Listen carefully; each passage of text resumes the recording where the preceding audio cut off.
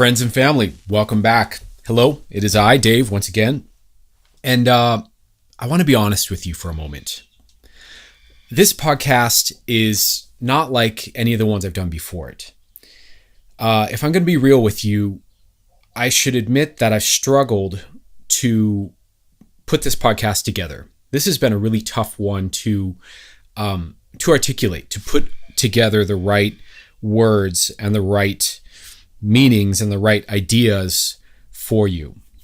See, it's my intention to really deliver the most clear, concise, potent, dialed in forms of wisdom, insight, ideas, theory, models, personal development content that I can pull together for you so that it's super high impact and engaging and interesting. And what's so interesting about this week's podcast and this topic is that it's something that has been one of the most profound pieces that I've ever taken in about life and myself and the world. It's one of the most profound things you can start to get to understand the way the world is organized and why it is the way it is and how that impacts you and what it all means. As you really start to wrap your head around that, it changes everything. And at the same time, as I got that insight, it's such a big topic. There's so much to talk about. There's so many different facets and aspects and approaches and ways to talk about this and meanings you could pull from this that I could make, probably a dozen podcasts, if not more, on this single topic. Because we're talking about values in the world, right? We're talking at a global scale. What are collective values and what are collective value systems? And if you listen to last week's episode, you already know that personal values are at the core of what drives your behavior. They are the most significant thing that operates in our lives, that makes everything click and tick and happen for us. They are what drives us. They are what motivates us. They are what rewards us. They are what depresses us. They are what drives us to excellence, right? And that's just at the personal scale of our own lives. So when you start to look at culture and the interaction of cultures globally speaking, and you start to think about values and how deep and how potent they are, that's a pretty profound thing to start to consider. So I've been thinking about this a lot and trying to come up with the right delivery of how profound this is. And I just don't think I quite have the words to articulate it yet. So I've kind of struggled with getting this across to you. Also, it's probably worth saying that I can only say so much. I can only boil down so many ideas and pull together so many ideas, but there will be more as I continue to meditate upon this, read more about it, learn more about it, and look at it from different facets and angles to say about this. This is really such a huge topic that it's really going to be probably at the center of my conversation with you, of our conversation, and I'm sure other conversations and other people's works in the world for decades, if not, centuries to come. This is that big. It's that important. And so please forgive me if this first pass, this first attempt that I've ever tried to make at articulating all these ideas seems a little half-baked. I'm doing my best here to make it clear and on point, but there's a lot of material here. So hang in there. So have you ever wondered why the world is the way it is? Have you ever wondered why cultures vary so much across the globe? Have you ever wondered why certain customs exist in certain places and not others? Or why it is that you may have fallen out of alignment with maybe the culture that you grew up in and found a different culture as you grew older, or if you're one of those people like me who's kind of drifted through various cultures and subcultures throughout your life, why that might be. Have you ever wondered what it is that defines your ability to have belonging with a group of people or a loss of belonging with a group of people? Have you ever wondered why groups of people can be so brutal to each other? Why there's war on the planet? Why it's taking so long for humanity to wake up? Why it is that we have so much pain and suffering in the world when we're capable of so much beauty? Have you ever wondered how people can raise their kids in such old school barbaric ways, or how people could be so intense with each other, or so married to suffering, or so slow to grow and evolve, or why certain, this is always boggled my mind, why do certain factions of different positive movements in our culture fight with each other? Like, why is it, even more broadly on a political level, why is it in politics that the discussion is always about the differences and the things we disagree about and the struggle between these disagreements and the power and the control, rather than the collective goals and the collective aims and the collective things that we can all agree that we do want, and starting with that as a beginning point to have discussion? Why is it that we have so much conflict and contention? Why is it that we have so much division? Why is it that we have so much anger and fear and, so many different factions of people fighting for control all the time? Why is it we have these other populations of people that seem to have no influence on control in the world? Why is it that we have these kind of in-group, out-group dynamics that can be flipped on their heads and switched as the culture changes? Why is it we have the arts and pop culture is this constantly shape-shifting, morphing thing with different things that are in or out or cool or not cool or interesting or not interesting? Why does that change and move? Why does that shape-shift? So if any of these questions have ever crossed your mind, or anything like that, if you're curious about the world and the way it works and the way groups of people work, then please listen on to this episode, because that's exactly what I'm going to be talking about here. We're going to be talking about values at the level of the collective. And this is part 2 to last week's episode. And collective values is something that there are different schools of thought on and different models of in psychology, in philosophy.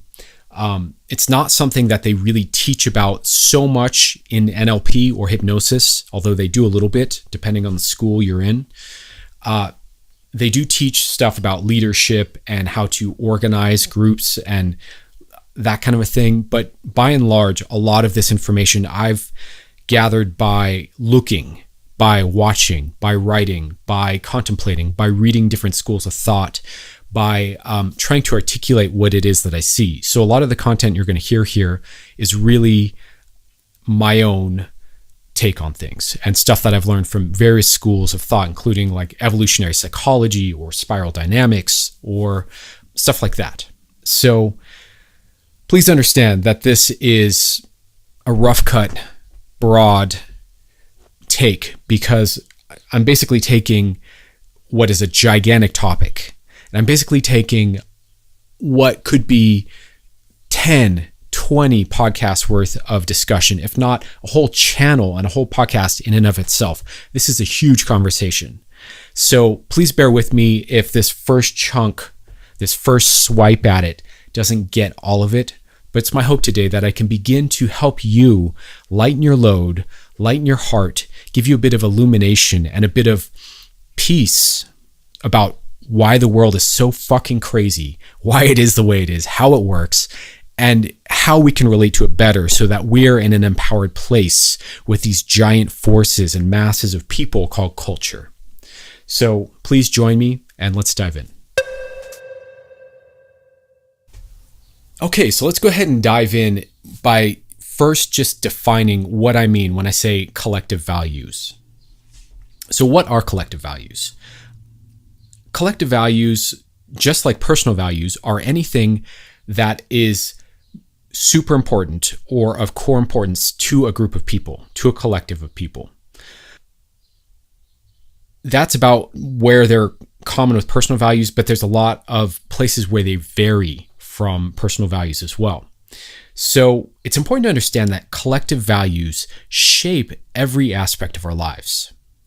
Literally every aspect of our social life, right? The culture you're in, the water we're all swimming in is shaped and forged by the values at the core of the culture. And when I say values, I don't just mean broad, abstract ideals the way I do for personal values. So in personal values, just to recap on last week, when you get to your core values, they're usually these broad, abstract ends values like happiness or joy or peace or comfort or well-being or something like that. So those do exist in cultural collective values, but also we have things like attitudes, mindsets, beliefs, experiences, aesthetics, behaviors, micro behaviors, and traditions. So I would argue and submit to you that all of those things are included in what we could call cultural values or collective values. So to give a quick summary here of collective values and to kind of paint the picture a bit, I want to just kind of make the point up front that collective values are both a blessing and a curse. They're something that is wonderful and very likely necessary, very likely something we couldn't do without as human beings. I think they're inherent to the way we are as creatures. There's something we just do when we get in groups. We create collective values. Because we have personal values and we're organized around meaning, when we get together in a group, we start to bounce ideas off each other and find what the common meanings are that we can all agree on, and we organize around those, right? So I want to kind of summarize what's good and what's bad about collective values here to kind of give you a sense of what we're talking about. So at their best, collective values can offer us some super powerful things. First one that comes to mind is continuity and a sense of belonging to a rich history of tradition.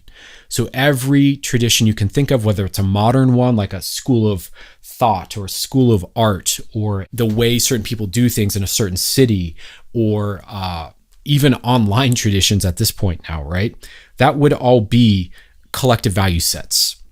But that can also be like a traditional thing that reaches back for centuries or millennia. So if you're talking about like a religion, for example, or you're talking about, even like a craft, like an ancient craft that used to be done a certain way and is still done that way, and you can go and learn to do it in that exact same way, that would be something that would be a collective value. It would be a set of ideas and a particular way of doing things that is quote unquote the right way to do it if you want to do it traditionally. So collective values offer us that sense of continuity with time, that sense of connection to the past and connection to those who came before us and all their wisdom and all their intelligence and all their bright ideas and all their know-how, all the skill that we have in this world comes from collective values. Another huge positive is that they give us the awareness that we are in a new bubble of culture that is rich with detail and new sensory information. So if you've ever gone traveling, if you've ever, traveled abroad, or even if you've ever taken a road trip to another state besides the state you live in, and you notice that the group of people around you do things a little differently than you do, whether that's extreme and you're having some sort of extreme culture shock, or whether that's a little more subtle and it's maybe the different end of the state you're in or 2 states over or whatever, like I currently am, you notice that people do things a little bit differently wherever you go. And those subtle differences, those differences in maybe standards or ways of life or solutions to familiar problems or different things, really impart a sense of I'm in a new place, and this is how life is here. And it shows you how different life can be in different places. And what that is that's driving those different behaviors is a different set of values. So let me give a little example. This is one I know vicariously through friends of mine because I have not been there yet, but I know from friends who have gone to Bali, for example, they will tell me how the Balinese, leave little offerings outside to the spirits, to the local spirits, or they, everywhere you go, everything's ornamented, it's carved, it's ornate, it's beautiful. And so that's just part of what makes Balinese culture Balinese, is that they have a certain sense of aesthetics that they apply to everything around them. And they have a certain sense of a way of doing things that is just part of their culture.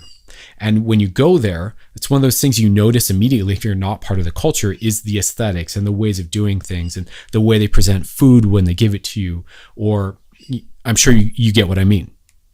So that's values at play. Why those particular aesthetics and not another set of aesthetics, right? That's values. Another thing that cultural values do is they will give us a set of instructions on how to do something properly. Like I was saying earlier, learning how to do anything traditional in terms of a craft or an art form, how to cook a traditional food, et cetera, et cetera. So again, with that sense of continuity of the past, when you're learning a craft, when you're learning an art form, you're tying into a sense of aesthetics. A great example would be as a guitar player, if I want to pick up the guitar and play it, there are essentially two major traditions that inform and influence guitar playing in general. One is the blues, and the other is classical music. Now, granted, there are multitudes of genres and ways of playing the guitar, and you can play the guitar in a way that has nothing to do with any of those traditions. But if you want to be, quote unquote, a good guitar player, and the way that people recognize the art form to be, if you want to be excellent in that field, in that art form, then you're pulling upon that rich tradition and all those values. So there are certain aesthetics, there are certain note choices and combinations that creates classical music, right? Classical music's organized in a certain way. It's written in a particular way to make it sound that way. So when you understand how it's built and how it's created, then you can render it properly. You can play it well. And there's also certain techniques. All of this is part of the tradition. And all of those techniques ultimately are part of the values that create that aesthetic. And that aesthetic is a set of values in and of itself that moves through time, right? So someone in 20 years from now, a kid 20 years from now, can latch on to those same sets of values and those same techniques and tap into that aesthetic and render it still in the future, even though it's an ancient art form. So another example of the positives of collective culture is that it creates a container that we belong, and we can operate inside of this container with a sense of security and clarity. So obviously you see this with more traditional cultures all the time. While they can be hindering and they can be binding, they are also deeply defining in a way that people know what their roles are in that particular culture. They know, for example, in Asian culture, grandparents have a certain kind of, what's the word I'm looking for? Gravitas and, authority and respect, and they're revered, right? Children have a certain place in the culture. Adults have a certain place in the culture. Everybody knows their place and their role, and it creates a clarity. It creates a sense of security. It creates an understanding of how to relate to the other around you. That is empowering, I think. That is really beautiful in a lot of ways, and really gives you a sense of calm. In our culture, we have a lot less of that in America and the West. And so it creates much more of this sense of ambiguity and uncertainty of how we relate to each other. That creates, openness and opportunity, but it also creates tension. So I'm making the argument here that it's a positive to be in a container where things are clear. Another thing that collective values offer is they offer a predefined hierarchy that we can ascend to and achieve the heights of success in. So any rich tradition that you want to belong to or be a part of, even a modern one, you stop and you think about it, all of that is defined by the values of that tradition. So whatever school of thing you want to get good at, like, if I want to be really like a good rapper, right? I want to be a good MC, then I've got to look at the greats of the past. I've got to understand their style. I've got to understand what makes a good rapper, what it is that defines rap and creates rap, and own it and like take charge of it and go deep with that and go to the hilt with that. And so I've got to take ownership of those values. There are things that defines what rap is and what rap isn't, right? And it's those boundaries and those defining factors that create that sense of what a good rapper is and what a good rapper isn't. There are different ways to go about rendering that and that's really personal style. But fundamentally, if you want to be a part of something, you've got to you've got to take ownership of the values that are at the core of that skill or that school of thought or that group of people. Another thing that collective values give us is the experience of love and being loved, right? So when we are on the inside of belonging to the in-group, we feel profound love for those who are also in our in-group with us. We feel a profound sense of connection with those who get it, right? Who understand because they're on the inside and they're like I am, and we speak the same language. We see the world the same way. We understand and we are doing the same thing. We are a part of the same movement.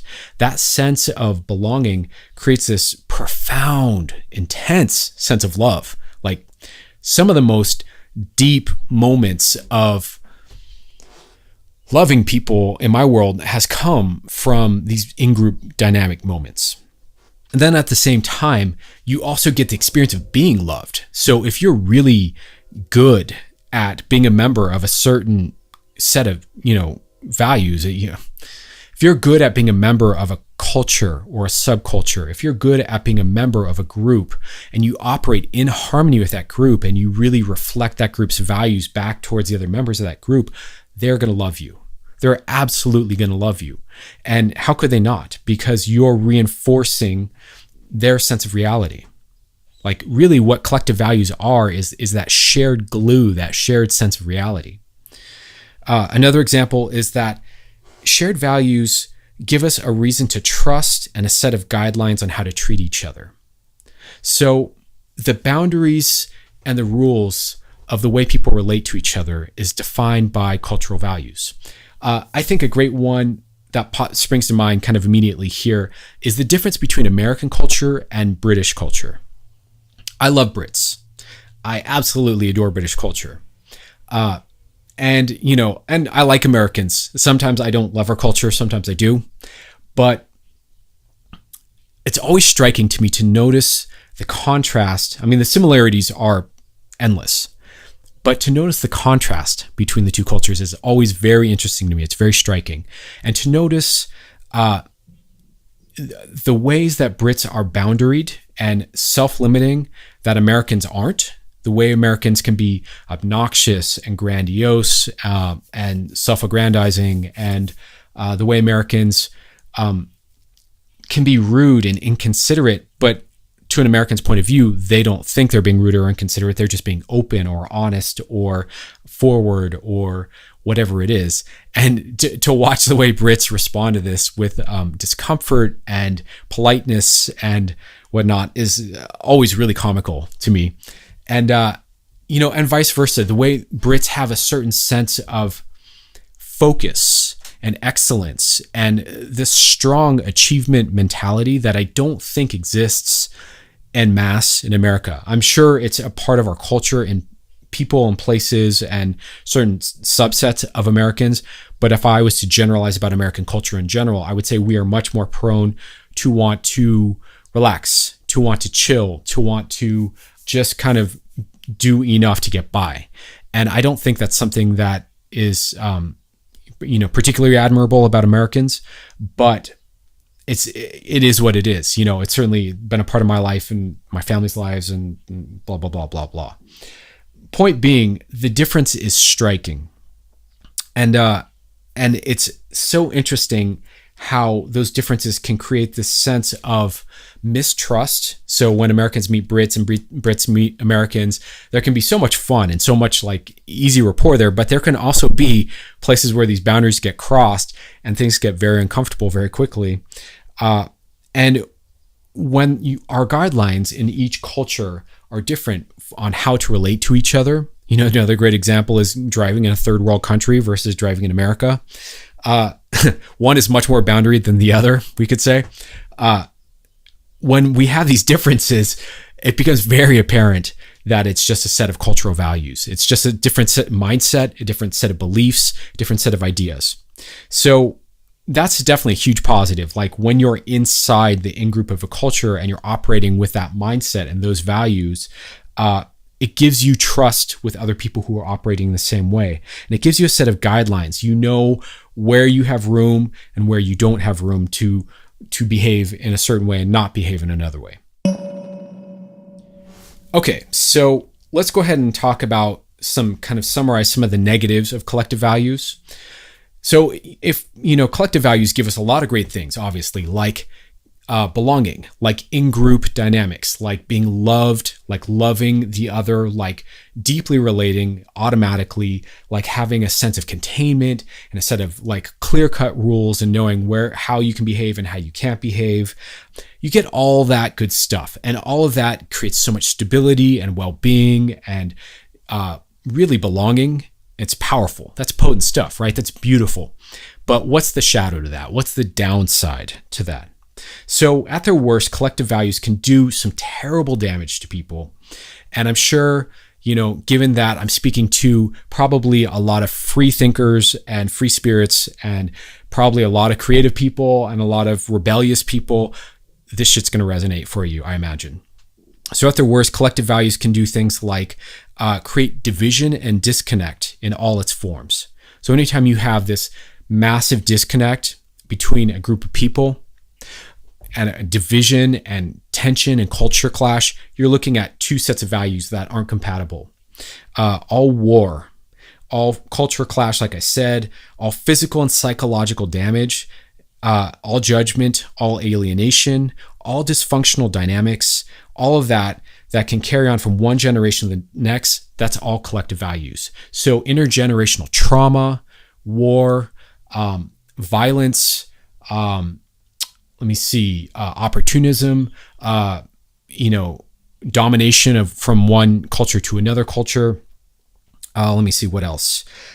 Binding rigid family dynamics or cultural dynamics that are too repressive, that end up harming people, that marginalize people. Xenophobia, the attacking of any culture that isn't yours, even if it offers something important, by demonizing the other. And ultimately, at the bottom of the barrel here, we have shame and shame culture, which is, the abuse of group values to put social pressure on someone violating collective values. So I'm going to say that last part again, because that's really important. So that's a terrible laundry list. Generational abuse, war, domination, control, repression, xenophobia, marginalization. But at the bottom of all of that, shame. And what is shame? Shame is the abuse of the group values. So it's these values we all know, and people are taking those values and pointing at you or pointing at anybody who doesn't belong to those values and saying you're not a part of this group. They're outgrouping you. They are attacking you with those values, saying you're in violation of these values. That's what shame is. And that shit is so damaging. We all know. That shit is so powerfully destructive in our world. Wow, I didn't mean for this to be so heavy. I'm just kind of like riffing here, but it's worth saying that, again, these are powerful forces at work in the world at large, both beautiful and heavy. So my apologies if this is a little bit of a heavy talk. My core point here that I wanted to really drive home is that collective values can be both tyrannical and empowering at the same time. And that's what's so interesting about this. So when you are inside an in-group like that, and there are heavy rules and boundaries to belonging to that in-group, then that can be heavy, that can be tyrannical, that can be oppressive, that can be overwhelming. But at the same time, it's empowering in that it gives you a sense of belonging. It gives you a sense of love. It gives you a sense of meaning. It gives you a sense of knowing how to relate to the other, right? So it's both tyrannical and empowering at the same time. So I want to kind of switch tracks a little bit here, and I want to talk about tribalism and values, because collective values really are at the heart of tribalism. I mean, tribalism, I do think, goes deeper than just values. It goes into biology. It goes into kind of the way we grew up, if you will, through history as a creature, the way we've evolved throughout, the last 200,000 years. But I do think we can say a fair bit about tribalism and values. And it may be that values themselves are biological too, that it is a biological imperative that we have, in the same way we have a drive for hunger and a drive for shelter and a drive for, sex, that we also have a drive for values, that we have to identify what it is that's important to us and not important to us, and start to build a sense of self around that, right? So if that's true and that's the case, then that's also true for the group, which is I'm just reiterating the theme of the beginning of the podcast here. So that would be one way of looking at tribalism, that tribalism is essentially a set of group values that runs super deep and bonds the tribe together. So values are what defines the tribe. Values define the boundary of what is us and what is not us. Values are what makes in-group and out-group dynamics. So you can't have the in-group, out-group dynamic without a set of values defining the boundary of where that group is and isn't. All groups cluster around a set of central values. So that's interesting to think about. Like, doesn't matter what group, doesn't matter if we're talking about a political group or a racial group or a historical group or a group of people who share a common interest, like a hobby group or a creative group, or a demographic of people who are all into the same thing, gamers, hippies, conservative Christian folk. Doesn't matter who you're talking about. Whatever group of people you can possibly think of, right? They are organized and clustered around a central set of values. And when you go into a new place and you look, and people look and act different, it's the values that are at the heart of these ways of being that define what is different. So I know, again, I'm kind of reiterating what I've already said, but it kind of bears repeating that you go to a new place, and what defines what's different about these people is their values. And not just their values in the abstract, like, we value being tight-knit family and we don't like strangers, versus you go to another place and we love strangers and we love new people. Who are you, right? So that would be kind of an attitude level value set. But even things that define values in terms of dress, clothing, body language, facial expression. Apparently, I didn't know this, but apparently when Russian people come to America and come to the West, they often get mistaken for being unemotional, because in Russia, you don't make as many facial expressions. It's not as common to be so facially expressive, as it is here in America. I don't know if that's totally true. If you're Russian and you're listening to this, please correct me if I'm wrong, but that's what I'd heard. So that might even be an example, right? So differences in values are why tribes clash.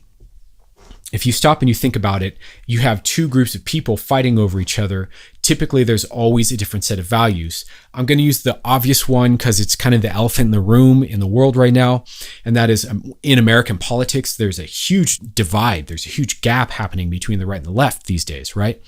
And when you stop and you learn more about the value sets at the core of the right and the left in American politics, they're very, very different. They're very, very different set of values. And so they're literally two sets of people, two populations of people speaking different languages, right? The right is very much about tradition. They're very much about preserving what's been good about America in the past. The left is very much about progress and improving and healing and, righting the wrongs of the past and creating a better future. So two very different mindsets. I mean, even if you just look at the relationship to the past between the two. So with conservatives, we want to keep the best of the past. If you have liberals, we want to get rid of the worst of the legacy of the past, right? Just that alone, that's enough to have a massive, massive clash between peoples. And sure enough, that's exactly what we have. Shared values are what creates belonging or not belonging. So when we share values with somebody, it creates a deep, super deep bond. It creates immediate trust and profound rapport with people. So it's important to understand this. When you interact in a new group of people, what determines whether or not you're accepted, besides their collective set of values about whether or not they will accept new people? Because if they have a value set that says we don't accept new people, you're going to have a tough time being accepted, right?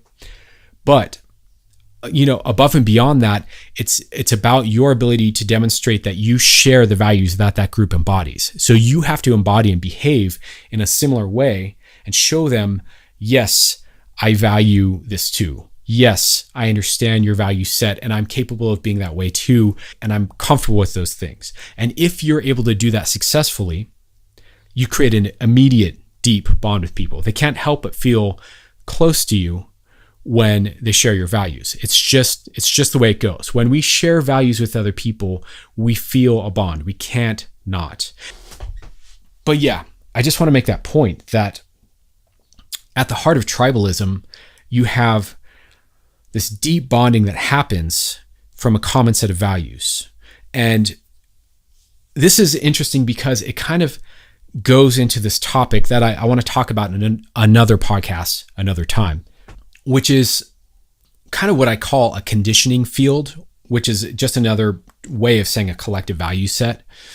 And we can kind of like fall out of alignment with values with the group we're currently in. Great example being people who decide that they don't like the culture they grew up in, they don't like the town they grew up in, they don't like the family culture they grew up in, and they get into some subculture like punk rock, or they become goth or become a hippie or whatever it is. And what's happening in that process is that person who's rebelling is basically letting go of one set of values and adopting a different set of values that resonates with a different group. And so they're naturally kind of moving out of rapport with the old values and into rapport with the new values. And we can kind of do that through various sets of groups over and over and over. So I want to talk about another aspect of collective values here that is kind of heavy, but really needs to be addressed because it is one of, I think, the most under-discussed social ills, ways that we hurt each other in this world that causes so much pain, and that is judgment. Now, I want to kind of preempt this by saying it's important to note that values are only given power by our belief in them. So things, experience, aesthetics, behaviors, ultimately are devoid of meaning outside of the meaning that we give them personally and collectively. And I know that sounds awfully relativistic, and some people may have a hard time accepting that, but if you just look, it's really true. Any behavior in and of itself, objectively, outside of the context of where that behavior is happening and who it's happening to and why it's happening and what it's in response to, if you take all that out and you just look at the behavior, like dancing, if you just look at somebody dancing and you take away the music and you take away the sense of joy or the sense of sorrow or the sense of anger, and you take away anybody else dancing with them, and it's just this person moving their body, then that's all it becomes, is this person moving their body. It has no inherent meaning in and of itself. It's just somebody moving, right? So when we judge others, what we're doing is we are measuring them against our value system. And this is both true personally and collectively. So we're not doing when we judge others is taking into account their value system, right? So when we look at the other and we cast judgment, what we're doing is we're basically using our value system as though it were the truth, or as though it were an objective reality, or as though it were universal, which it isn't. By definition, values are subjective and personal. And then we are looking at the other and saying, you're violating these things, therefore I judge you. Therefore, I have a negative opinion about you. Therefore, I disagree with XYZ about you.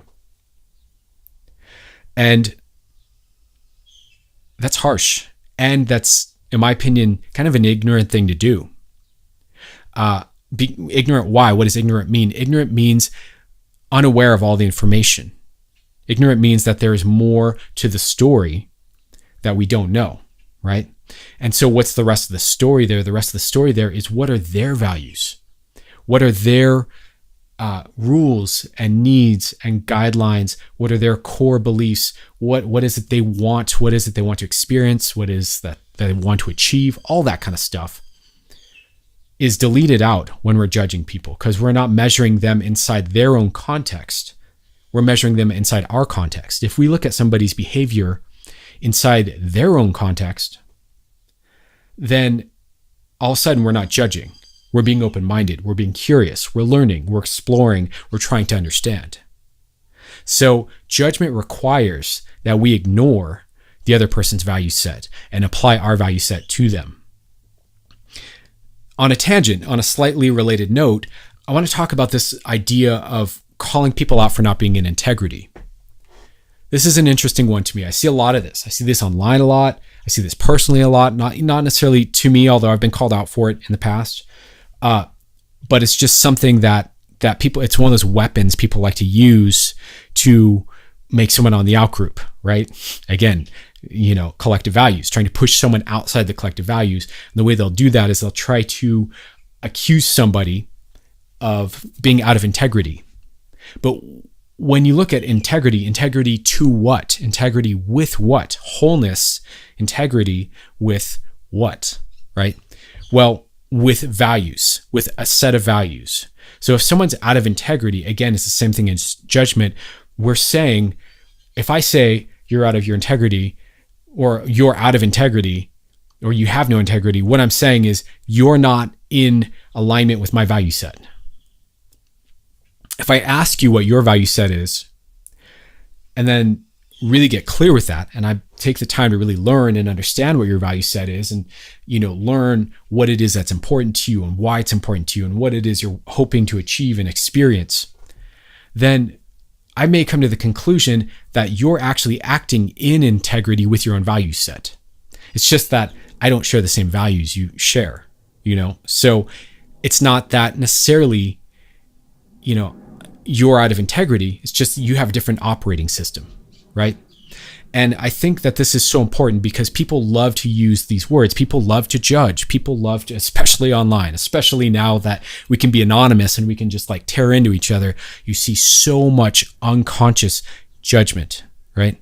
And some of that, sometimes, depending on the situation, there's this call out about integrity, but unless we fucking know what the other person values, we have no business calling out other people's integrity, because we don't know if they are in alignment with their own values. Now, if you know someone's values, state of values, and they're all about something, and then they do the opposite, or they step outside of that, then maybe you could say, hey, you're out of your integrity. And hopefully you would say that in a way to support them rather than attack them, and remind them rather than judge them. Call them to their best, right? So I realize this is, again, kind of a heavy conversation. Hopefully it's a useful conversation to you. Hopefully this empowers you to start to see how people are organizing themselves into clusters in the world, and why it is that we attack each other and conflict with each other, and why it is that we have all this tension in the world. It's really about different sets of values at play here. So I want to talk to you a bit about values and culture. So obviously, as I've said a couple times in this podcast already, values really are at the heart of all culture. Culture is really just a collection of values. That's all it is. Culture is just congealed, collected values that have been kind of refined or curated, if you will, that have been taught and then repeated and embodied over time again and again and again, right? So when you have a sense of a pure culture, what it is there's a distinct set of behaviors, just distinct set of mindsets that is at the core of that, those values that people embody and repeat over and over and over until it becomes a clear definition of that culture. So aesthetics is about values. So when you go to different parts of the world or whatever, you look online and you're looking at different aesthetics, that's a language of values. Why do certain schools of art value painting in a certain way, or building in a certain way if you're talking about architecture, or playing music in a particular way, using certain instruments but not other instruments if you're talking about different genres of music? All of that, fashion, why is it that certain eras have certain cuts, certain sizes. Pants get bigger, pants get smaller. Collars get bigger, collars get smaller. Jackets, tight, loose, black, colorful, whatever it is, right? There's always this sense of communicating a certain set of values that's honed down, right? So you cannot define aesthetics without making values about what a certain look is or isn't, for example, or what a certain sound is or isn't. Aesthetics is values articulated and refined. So here's another interesting one: marketing. Marketing is also about values. Steve Jobs is actually famous for saying that marketing is values. Values are marketing. I forget the exact quote, but something along those lines. And it's really important to get this. Everything that's ever been marketed to you, and I don't just mean products. I don't just mean things you buy. I also mean things you buy into.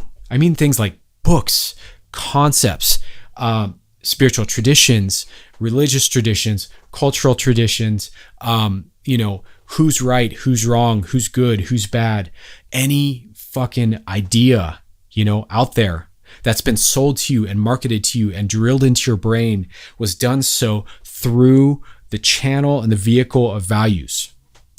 The whole point of marketing is to communicate that these are the values that you experience when you do this thing or when you have this thing. For example, status symbols, right? Like a Rolls Royce. A Rolls Royce communicates a certain aesthetic. It communicates a certain set of values. Values like refinement, elegance, class, beauty, probably even patience, because, if you have a Rolls Royce, you probably have a driver to drive it, and you're not in a rush to get anywhere. What other values? Being old money, being old school. What else? European in general, right? All of that's tied into the Rolls-Royce brand, right? So the moment you see a Rolls-Royce, all of those things become impressions to you. And when they're marketing to you, when they're telling you what a Rolls-Royce is and isn't, they're doing so by defining very clearly what these values are and what the implications of those values are. So, slight kind of left turn here, a little tangent. Another example that I want to talk about with collective values that's really important and kind of relevant for today. By today, I mean this modern era, is virtue signaling and values. So I'm sure if you're paying attention at all to all the craziness in the news these days, you no doubt have heard the term virtue signaling. Now, the idea is that this is an evolutionary strategy that we've evolved to let the group know that we're part of the group. So it doesn't matter what the virtue is that we're signaling. It doesn't matter what particular group it is. It's just the action and the process of signaling, by way of declaring our virtues. So when I declare this is what I believe in, and this is how it is, and this is right, and that's wrong, and I'm doing it, I'm not necessarily just doing it because that's genuinely what I believe, or I'm not necessarily doing it to stand up even towards what I believe is wrong. I'm also doing it to signal to everybody else in the in-group that I'm a part of that I'm also part of that in-group. So it's a way of letting the group know, hey, I'm like you. Hey, I get it. Hey, we're part of the same crew. Hey, we believe the same thing, right? So virtue signaling, which is this kind of, I would say, a fairly unconscious thing. It's something that people do without realizing they're doing. They don't always know consciously that they're broadcasting a group of values out to the world with some intention to declare their belonging to this certain group, right? And virtue signaling happens in all forms or factions. I think it often gets aimed at the radical left as being some sort of insidious way of operating. But let's be clear, virtue signaling happens across the board with everybody. Everybody in any group virtue signals to that group to let the group know, hey, I'm like you, I'm part of you, I resonate with you, I'm one of you. And if you don't virtue signal, either by either inadvertently by demonstrating through behavior that you're part of the group, or by more overtly declaring that you share the same values as the group. If you're not virtue signaling, probably what happens over time is that you lose resonance and relevance to the group, and possibly even lose membership, or a reason that they would want to have you in the group. So yeah, virtue signaling, huge obvious example of collective value sets, right? It's one of the ways that we demonstrate that we belong. So I wanted to talk a little bit about values and being an artist. The role of the artist in terms of collective values is a really complicated one, in my opinion. On one hand, it's the job of the creative or the artist to innovate and demonstrate new values that can improve life for the entire culture. I really do think artists are way showers. We are the people who signal to the culture that the culture is changing, and here are new, novel, interesting, exciting, better ways of being, better ways of living, better ways of seeing, better ways of feeling, better ways of whatever, right? The artist innovates and signals back to the culture, right, that this is a new way of being that will work for this culture, right? And on the other hand, at the same time, the artist has to embody enough of the values of the culture that they're already in, that they still signal that they belong to the culture. So it's this interesting tension between the two, where if you are too far out on a limb, you're too far gone on some weird tangent of expressing some other values that are super far away from the core culture that you're relating to as an artist, then you're just weird or irrelevant or, quirky or strange, or just like people don't get it. By contrast, if you are purely adhering to the cultural values that already exist 100%, amplifying them, you may be invisible. People may not even see you or like you or find you striking or fascinating or interesting at all. And so the artist has to do this interesting dance between the two of feeling that tension between being different enough and innovative enough to contribute, but also relevant enough and resonant enough to be able to understand what the culture values, likes, needs, wants, and then deliver it. So if you're good at mastering whatever fits those values, you can find empowerment. You can find fame, you can find success, and a rise in social status. But it usually means doing something inauthentic. And I think that's a really core important point. It's a bit of a cliche amongst certainly musicians. I'm sure it's this way in other creative fields too, where people get accused of selling out when they become popular, right? When they go big, they're a sellout, right? And what people are really saying is you've compromised the values that made you unique in order to belong to the larger collective. They're saying you have too much of the collective values and not enough of your own independent individual values anymore, right? So you must adopt the group's values over your own in order to do that. As an artist, this is why the more unique your vision is, the more likely it is that you'll struggle to find success and to fit in. Like, unfortunately, there's just a truth to that when you're far off on some tangent, it just means that you're going to have a much harder time relating. You might be on some amazing shit. You might be doing something no one else is doing that is so beautiful or profound or clever or just cool as fuck, right? But if you can't tie that back into at least a big enough population of people, then you're just the weirdo, right? Unfortunately, that seems to be the way our culture works. And it's also worth saying that the more refined your set of values as a creator is, the smaller your audience is going to be, which is both good and bad. You're going to get a hyper-targeted, more hardcore audience that way, but you're also going to be limited in how big you can go with it.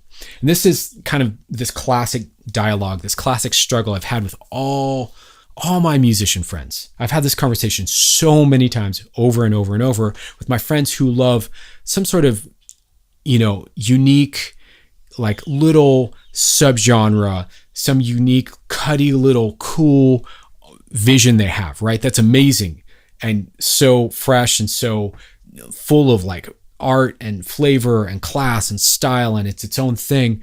But then they wonder why they can't make it big, They wonder why they're having a hard time and they only have a small audience and they're not reaching more people.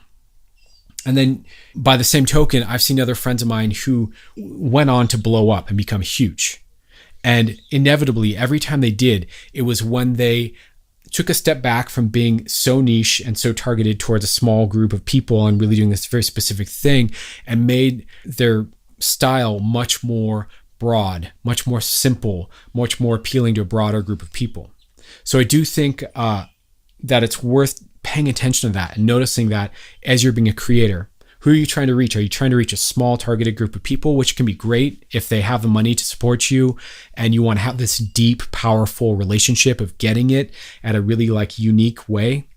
Or do you want to reach a large group of people who are more diverse in their sets and interests, and you want to relate more broadly with a broader set of values? I think it's really important to think about that as a creator, to think about what that means for your work and how you approach your work and what you're going to do and who it's going to touch, and be cool with that. Just be good with that. You know what I mean? If you don't want to reach a lot of people, so be it. Cool. And if you do want to reach a lot of people, again, so be it. Cool. But know ahead of time and don't expect the wrong thing based on what it is that you're doing. So let me just kind of wrap this podcast up a little bit and summarize some of that, because I know this has kind of been a little more of a sprawling riff on these ideas. And again, I knew that up front, which is why I kind of said at the top of the podcast that this is not the clearest articulation I've ever had of these ideas. I'm sure it will get better over time. It's kind of a broad topic. There's a lot to talk about, and values in and of themselves are abstract things. So this is all kind of loose, but hopefully you're getting it. Hopefully it's making sense to you. And really my hope is that this helps you to start to see the world. This helps you to start to see things like belonging and not belonging, things like in-group, out-group, what you resonate with and why you resonate with it, what you don't resonate with. If you're somebody who finds themselves on the outside of groups of people a lot and you feel like a loner and you feel disconnected, then I hope this is starting to click the light on for you that, hey, maybe it's because you have a different set of values than those people, or different enough that you fall out of alignment with them. And even though you feel some resonance or overlap and you feel like, well, we should be a part of the same crew, maybe in reality, your values are different enough that you don't resonate with those people. And maybe you just have your own unique set of values. And if you want to belong to a group of people, one, either find people who share the values you share, right? Or two, be willing to, update and shapeshift your values a little bit to find a group that you want to belong to and allow your values to shift in order to come in alignment with that group, right? So that's another way you could go about it. Both of those will resolve that issue, but it's just, for me, it was such a huge insight to begin to understand why I would lose relationships or why I would lose feeling related to certain things that I used to be super into, but just wasn't into anymore. Or I would, kind of move through these different subcultures throughout my youth, shape-shifting from subculture to subculture. And I'm like, is it me? Am I just do I not belong anywhere? Do I just have no spine and have no character of my own? No, it's that I had a more complex set of values than any of these sets of people. And so I didn't quite fit with any of them exactly and perfectly. And that's okay, because I have my own set of values. It just happens to be different, right? I hope this is also starting to help you get why we have an ongoing sense of conflict in the world, why we have war, why we have culture clash, why we have political clash, why we have animosity between all these different groups of people and all this social tension, right? I hope this starts to put into clarity for you what organizes groups of people and what creates that in-group, out-group dynamic. This is really so key to understand, because if you don't understand this, you're just left feeling lost and wondering why the hell people are so crazy and why they're so mean to each other and why there's so much fighting and violence, or why people are so weird, and why it is when you go to a new place or you go to a new area, people are so different from you and sometimes not so welcoming or so overtly unwelcoming and uncomfortable to be around. All of that boils down to values. And when you get that there's just a different set of values at play, then you can either empower yourself by beginning to learn what the other values are that you're relating to in the other people and respect them, at very least, honor them and find a way to be cool with the other's values, right? And that'll create a sense of rapport and respect.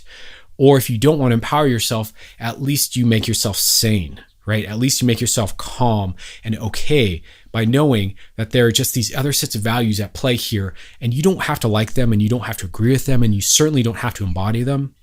But that's just what's happening. That's just what's going on around you. And that's cool. That's fine. Like, whatever. It's all right. There's different sets of values because there are different sets of human beings on the planet. So I hope that's empowering. I hope that's interesting. I hope that resonates a bit for you. And I hope you enjoy this. I will certainly be touching upon this again, I'm sure, in the future as this conversation evolves. I would certainly love your feedback, your thoughts. I'd love to hear what you have to say about this and what your experience with collective value sets is. As I alluded, there will be other podcasts on kind of related topics in this area because this is a huge, broad discussion. But for now, I'm going to leave it there. I hope you enjoyed it, and take care, and I'll see you next week. Peace.